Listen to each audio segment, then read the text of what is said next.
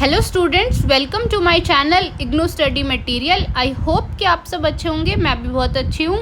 So students, आज हम BEVAE 181 unit 13 को डिस्कस करेंगे, ह्यूमन कम्युनिटीज़ एंड इन्वायरमेंट।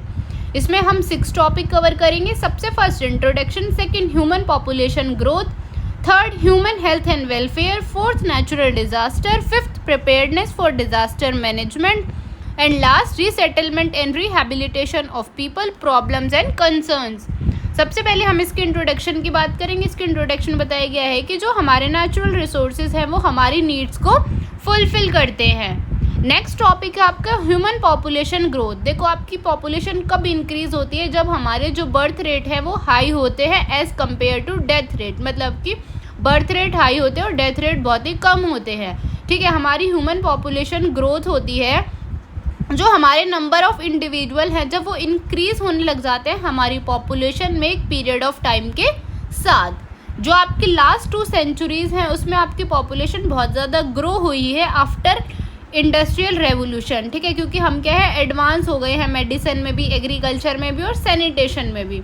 ठीक है, तो आपकी देखो 1800 में आपकी 1 मिलियन पॉपुलेशन थी, 1950 में आपकी 2.5 बिलियन पॉपुलेशन है और 2024 में आपकी 8.1 मिलियन पॉपुलेशन है। Population growth in India, post independence से पहले हमारी जो पॉपुलेशन थी वो 361 मिलियन थी और 2004 में आपकी पॉपुलेशन क्या है, बहुत ज़्यादा इंक्रीज हो गई है। और हमारी जो इंडिया है वो मोस्ट पॉपुलस कंट्री है। ठीक है, हमारी डेंसिटी क्या है, बहुत ही ज़्यादा हाई है, दिल्ली की, मुंबई की और कोलकाता की। नेक्स्ट टॉपिक है आपका पॉपुलेशन ग्रोथ ट्रेंड्स। ठीक है, पॉपुलेशन ग्रोथ ट्रेंड्स होते हैं जो हमारे पैटर्न और रेट होते हैं जब हमारी ह्यूमन पॉपुलेशन इंक्रीज या फिर डिक्रीज होती है डिफरेंट रीजन्स में या फिर ग्लोबली। ठीक है, ये जो ट्रेंड्स हैं वो इन्फ्लुएंस्ड होते हैं बर्थ रेट से, डेथ रेट से, माइग्रेशन से और टेक्नोलॉजी से। नेक्स्ट टॉपिक है आपका human activities and environmental degradation. देखो, जो हमारी ह्यूमन एक्टिविटीज़ हैं उसकी वजह से हमारा इन्वायरमेंट क्या है, दिन प्रतिदिन बहुत ज़्यादा ख़राब हो रहा है। ठीक है, तो देखो क्या ह्यूमन एक्टिविटीज़ है। सबसे फर्स्ट है डिफॉरेस्टेशन। लोग क्या है, अपने फ़ायदे के लिए फॉरेस्ट को कट कर देते हैं। ठीक है, एग्रीकल्चर वाली जो ज़मीन होती है उस पर घर बना लेते हैं।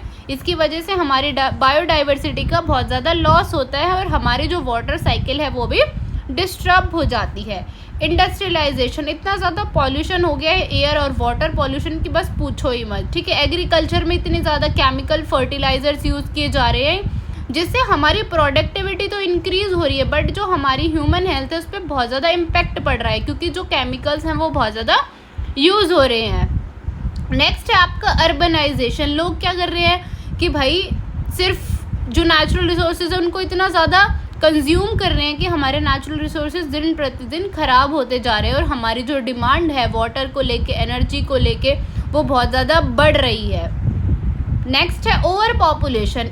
हमारी जो डिमांड है रिसोर्सेज के लिए वो बहुत ज़्यादा इंक्रीज़ हो रही है, पॉल्यूशन हो रहा है। ठीक है, और नेचुरल रिसोर्सेज है वो बहुत ज़्यादा यूज़ हो रहे हैं। नेक्स्ट टॉपिक है आपका ह्यूमन हेल्थ एंड वेलफेयर। देखो, ह्यूमन हेल्थ होती है जब एक इंडिविजुअल है वो कम्प्लीटली फिजिकली, मेंटली, सोशली वो क्या है, बिल्कुल फिट एंड फाइन हो, जिसमें कोई भी डिसीज़ ना हो।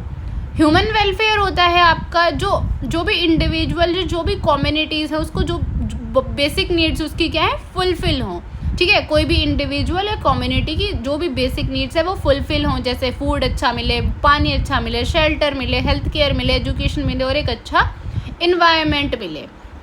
देखो कैसे हम ह्यूमन हेल्थ को इम्प्रूव कर सकते हैं। जो हेल्थ केयर सर्विसेज हैं वो हम उनको ज़्यादा अच्छी प्रोवाइड कर सकते हैं, जैसे प्राइमरी हेल्थ केयर है, वैक्सीनेशंस वगैरह हैं, चाइल्ड हेल्थ प्रोग्राम चला सकते हैं, उनके लिए क्लीन वाटर प्रोवाइड कर सकते हैं, इंफ्रास्ट्रक्चर बना सकते हैं। ठीक है, उनको हाइजीन के बारे में समझा सकते हैं, अवेयर कर सकते हैं कि भाई कैसे आपको फैमिली प्लानिंग करनी है, कैसे आप डिसीज़ से बच सकते हो, पॉल्यूशन को कंट्रोल कर सकते हैं, अपने वेस्ट मैनेजमेंट को इम्प्रूव कर सकते हैं, क्लीन एनर्जी को प्रमोट कर सकते हैं, लोगों के लिए जॉब्स दे सकते हैं। ठीक है, फेयर वेजेस की भाई जितना वो काम करते हैं उस अकॉर्डिंग उनको सैलरी मिले, सोशल वेलफेयर प्रोग्राम्स चला सकते हैं हम।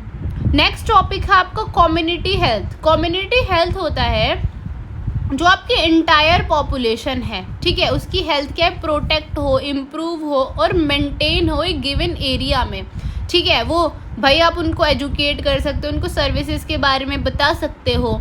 अब कुछ कॉमन कम्युनिटी हेल्थ प्रॉब्लम है, जैसे सबसे फर्स्ट है पुअर सैनिटेशन। भाई लोग क्या है, बिल्कुल भी हाइजीन का, सैनिटेशन का ध्यान नहीं रखते, जिसकी वजह से उनको बहुत सारी डिसीजेज हो जाती हैं, ठीक है। वाटर बोर्न डिसीजेज आपकी इतनी ज़्यादा बढ़ चुकी हैं, जैसे आपके मलेरिया, डेंगू वगैरह है। मल न्यूट्रिशन की कमी है बच्चों में भी, प्रेग्नेंट वुमेन्स में भी, ठीक है। क्लीनिनेस नहीं है, ट्रेन वर्कर्स नहीं है, हमारे पास मेडिसिन नहीं है, और इतना ज़्यादा पॉल्यूशन बढ़ रहा है, जिसकी वजह से बहुत ज़्यादा रेस्पिरेटरी इश्यूज़ होने लगे हैं। नेक्स्ट टॉपिक है आपका इन्वायरमेंट हेल्थ रिलेशन, ठीक है। इन्वायरमेंट का और हेल्थ का क्या रिलेशन है, देखो अगर हमारा इन्वायरमेंट अच्छा होगा तो हमारा हेल्थ भी क्या होगी, अच्छी होगी। अगर एयर साफ़ है, पानी अच्छा है, सॉइल अच्छा है, क्लाइमेट अच्छी है, तो हमारी ह्यूमन हेल्थ भी अच्छी होगी, ठीक है। तो एनवायरनमेंट का हमारी हेल्थ पे पॉजिटिव इम्पैक्ट भी पड़ सकता है और नेगेटिव इम्पैक्ट भी पड़ सकता है। तो कुछ नेगेटिव इन्वायरमेंट एग्जांपल्स बताए गए हैं, जैसे सबसे फर्स्ट है आपका अर्बन एयर पॉल्यूशन। इतना ज़्यादा पॉल्यूशन बढ़ गया है, जिसकी वजह से हमें लंग्स डिसीज़ होती है, हार्ट प्रॉब्लम्स होती हैं, वाटर बॉर्न डिसीज़ इतनी ज़्यादा बढ़ चुकी हैं, ठीक है। बच्चों में क्या है, न्यूट्रिशन की कमी है, बहुत ज़्यादा हीट वेव्स चलती हैं, कभी भी भाई ड्रॉट आ जाता है, कुछ भी नेचुरल डिज़ास्टर्स आ जाते हैं आपके। नेक्स्ट टॉपिक है आपका प्रिवेंटिव एंड मिटिगेटरी वेलफेयर मेजर्स, ठीक है। प्रिवेंटिव मेजर्स होते हैं कि भाई कुछ भी होने से पहले, ठीक है, हम कुछ स्टेप्स लेते हैं, जैसे समझाया जाता है आपको कि भाई अगर अर्थक्वेक आ जाए तो हमें कैसे बचाव करना है अर्थक्वेक से, ठीक है।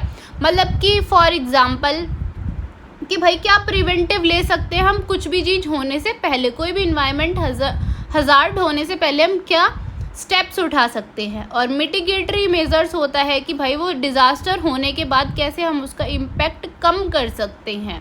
कुछ ऑब्जेक्टिव बताए गए हैं, जैसे कि आपकी क्वालिटी ऑफ लाइफ इम्प्रूव होगी, डिज़ास्टर का रिस्क कम हो जाएगा। देखो अगर हमें पहले ही पता होगा कि भाई हमें किसी चीज़ से कैसे सावधान, फॉर एग्जांपल अगर कहीं पे बहुत ज़्यादा अर्थक्वेक आता है तो वो लोग तो पहले अपनी सेफ्टी करके चलते हैं ना, तो उससे क्या है कि उनकी जो भी भाई डिसीज, जो भी उनके प्रॉब्लम्स होंगी वो कम हो जाएंगी, ठीक है। उनका इंफ्रास्ट्रक्चर बचा रहेगा, वो अपनी बेसिक नीड्स को भी फुलफिल कर सकते हैं क्योंकि वो पहले ही प्रिपेयर हो जाएंगे। नेक्स्ट टॉपिक है आपका नेचुरल डिज़ास्टर। देखो नेचुरल डिज़ास्टर्स आपका एक नेचुरल प्रोसेस है जो कि कभी भी हैपन हो सकते हैं। कुछ मेन कॉजेज़ हैं आपके नेचुरल डिज़ास्टर के, जैसे आपकी टेक्टोनिक एक्टिविटीज़ की वजह से आपका अर्थक्वेक और वोल्केनो आता है, क्लाइमेट चेंज की वजह से आपका फ्लड और ड्रॉट और स्टॉर्म्स आते हैं, इन्वायरमेंटल डिग्रेडेशन की वजह से लैंडस्लाइड्स होते हैं, ग्लोबल वार्मिंग होती है कि जब भी कोई वेदर से रिलेटेड डिसीजेज होती है। नेक्स्ट टॉपिक है आपका अर्थक्वेक। देखो अर्थक्वेक होता है भाई जब भी हमारी जो टेक्टोनिक प्लेट्स हैं उसमें कोई भी शेकिंग या फिर वाइब्रेशन होती है हमारे अर्थ सरफेस पे, जब क्या है हमारा अर्थक्वेक आता है। अब इसका क्या इम्पैक्ट पड़ता है हमारी लाइफ पे, बहुत सारे लोग मर जाते हैं, ठीक है। हमारी जो बिल्डिंग्स वगैरह हैं वो बिल्कुल ख़त्म हो जाती है, हमारे स्कूल्स हैं, हमारे इंफ्रास्ट्रक्चर पे बहुत ज़्यादा इम्पैक्ट पड़ता है, हमारी इकोनॉमी क्या है टेम्परेरली भी भाई लॉस में जा सकती है और परमानेंटली भी, और हमारा इंफ्रास्ट्रक्चर तो चला ही जाता है, ठीक है। एजुकेशन बच्चों की डिस्टर्ब होती है, इस वजह से फैमिली जो है एक दूसरे से बिछड़ जाती हैं। नेक्स्ट टॉपिक है आपका फ्लड, साइक्लोन एंड सुनामी, ठीक है। जो फ्लड है वो आता है जब आपका जो पानी है वो ओवरफ्लो हो जाता है, ठीक है। ओवरफ्लो जब रिवर्स जो है आपके ओवरफ्लो हो जाते हैं हैवी रेनफॉल की वजह से, ठीक है। इनके मेन कारण है रिवर ओवरफ्लो, हैवी रेनफॉल, ठीक है, डिफॉरेस्टेशन या फिर पुअर लैंड यूजेज।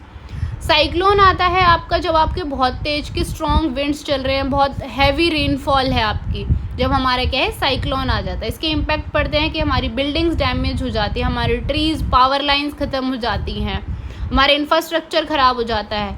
सुनामी आती है जब हमारी जो लार्ज ओशियन वेव्स हैं, ठीक है, जो ओशियन वेव्स है वो एक बहुत ही ज़्यादा बड़ी हो जाती हैं, उसकी वजह से क्या है सुनामी आ जाती है। सुनामी देखो बेसिकली भाई उसकी वजह से भी आ जाती है, फिर रिवर्स में जब पानी ओवरफ्लो होता है उसकी वजह से भी सुनामी आ जाती हैं, लैंडस्लाइड्स की वजह से भी आ जाती हैं। नेक्स्ट टॉपिक है आपका ड्रॉट। देखो ड्रॉट जब आता है जब हमारा एक एवरेज लेवल होता है रेनफॉल का, जब वो भी नहीं होता, मतलब एवरेज लेवल से भी कम रेनफॉल होती है या फिर बिल्कुल होती ही नहीं है, जब हमारा क्या है, सूखा पड़ जाता है हर जगह। इसके मेन कारण है कि भाई रेनफॉल नहीं हो रही है, ठीक है, जो हमारा मॉइस्चर है वो कम हो रहा है, पानी की कमी की वजह से हो जाता है। नेक्स्ट टॉपिक है आपका preparedness for disaster management. Preparedness for disaster management होता है कि हम पहले से प्लानिंग करके रखें कि भाई कोई भी डिज़ास्टर आएगा तो हमें कैसे उसके साथ रिस्पॉन्स करना है, कैसे हम डैमेज को रोक सकते हैं। इसके ऑब्जेक्टिव हैं कैसे हम लाइफ को सेव कर सकते हैं, कैसे हम इंजरीज से बच सकते हैं। प्रिपेयरनेस देखो क्यों इम्पॉर्टेंट है कि भाई जो पैनिक होता है, एकदम से कोई चीज़ हैपन हो जाती है तो क्या होता है कि लोग पैनिक हो जाते हैं, कंफ्यूज हो जाते हैं क्या करना है। नेक्स्ट एंड लास्ट टॉपिक है आपका resettlement and rehabilitation of people, problems and concerns. देखो रीसेटलमेंट होता है कि कोई भी कॉन्फ्लिक्ट हुआ उसके बाद लोगों को रीसेटल करना, ठीक है। रिहैबिलिटेशन होता है उनको एक प्रॉपर लाइवलीहुड देना, घर देना, वेलबींग देना डिज़ास्टर के बाद। देखो कुछ कंसर्न्स बताए गए हैं, जैसे हमारे क्या है, क्या कंसर्न्स हैं भाई, प्लानिंग ही नहीं करते हैं लोग, कुछ भी होता रहे, हमारे यहाँ पे कोई प्लानिंग का कोई मतलब नहीं है। जो कम्युनिटीज़ हैं उनका इन्वॉल्वमेंट बिल्कुल ज़ीरो है, सस्टेनेबिलिटी ही नहीं है, ठीक है। जो हमारा इम्पैक्ट है उस पर इतना ज़्यादा इन्वायरमेंट पे या फिर इतना ज़्यादा इम्पैक्ट पड़ता है कि हमारा इन्वायरमेंट भी ख़त्म हो जाता है। बल्कि हमें क्या करनी चाहिए, हर चीज़ के लिए पहले से ही प्लानिंग करके रखनी चाहिए, क्योंकि देखो नेचुरल डिज़ास्टर्स हैं वो तो कभी भी आ सकते हैं, बता के तो हमें आते नहीं है वो, ठीक है। और जब वो आते हैं तो इतना भारी लॉस हो जाता है हमारी इकोनॉमी में भी, हमारी जो ह्यूमन लाइफ है उस पर भी, ठीक है। आई होप कि आपको ये यूनिट समझ आई होगी। अगर फिर भी आपको कोई डाउट है तो आप मेरे से कमेंट्स में पूछ सकते हैं। And thank you for watching.